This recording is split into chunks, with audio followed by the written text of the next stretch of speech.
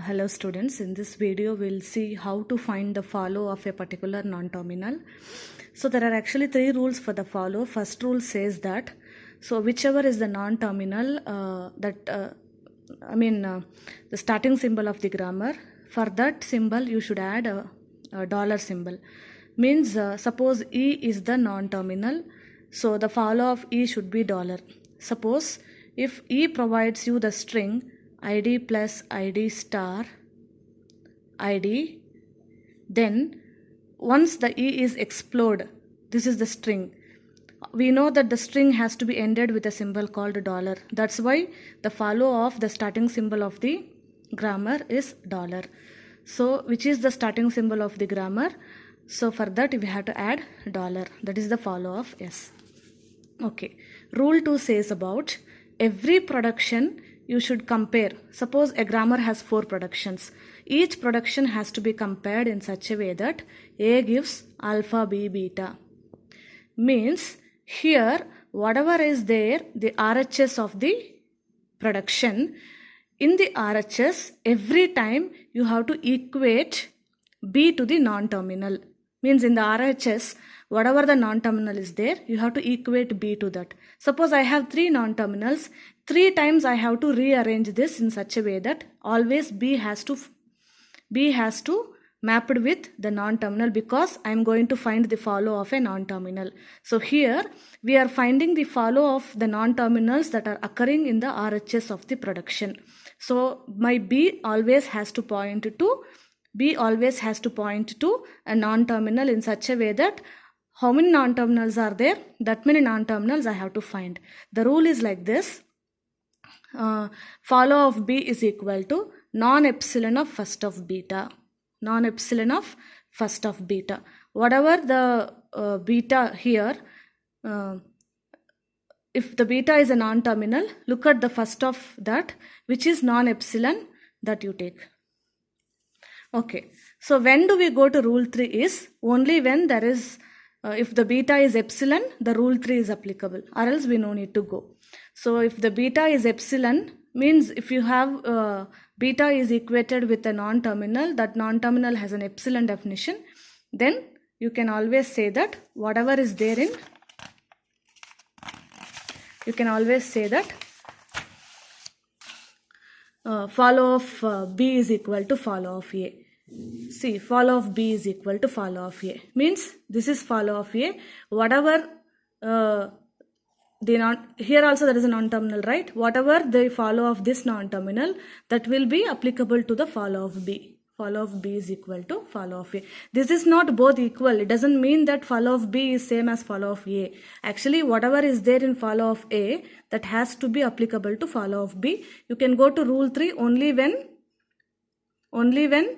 the beta is epsilon. Okay. So let us see a problem here. So I have taken a grammar. So you know that already any grammar that should be free from left recursion, left factoring, and then ambiguity, only then you can start finding first and follow. So earlier we had a grammar something like this. E gives E plus T or T. T gives T star F or F, and then F gives E or ID. Actually this is the grammar. So here there is a left recursion. Here there is a left recursion. These two productions, one is I have removed the left recursion. Already in my previous class I have told you how to remove left recursion. So that one with E, one with E dash, one with T, one with T dash, and then F. So I have removed the left recursion. So you got this as the resultant grammar. After you got it, and I already told you that how to find first also in my class. So today we will just completely focus on the follow. But before going to find the follow, make a table something like this, first table. Because first, every non-terminal, we have to find the first of it. Since, just look at E gives TE dash, right? E gives TE dash. So, first, finding the first is only for the, whatever the non-terminals are there in the left hand side. I have to find first of E dash, first of T dash, and then first of F. So what is first of E? It depends on the very first symbol of the definition. So very first symbol of this E is a non-terminal.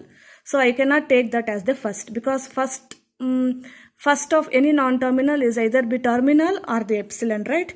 So now if E gives T means I have to look at the T definition. T gives F T dash. So even here F is a non-terminal. I have to look at next. Okay, F. So open parenthesis and then ID. So this is one of the definition. This is one of the definition. Here open parenthesis is a terminal. ID is a terminal. So first of F is what? What is first of F? Open parenthesis and then ID. In my grammar, I have, E is dependent on T, T is dependent on F, so that whatever the first of F, that is applicable to T. So then first of F is same as first of T. So first of T is same as first of E.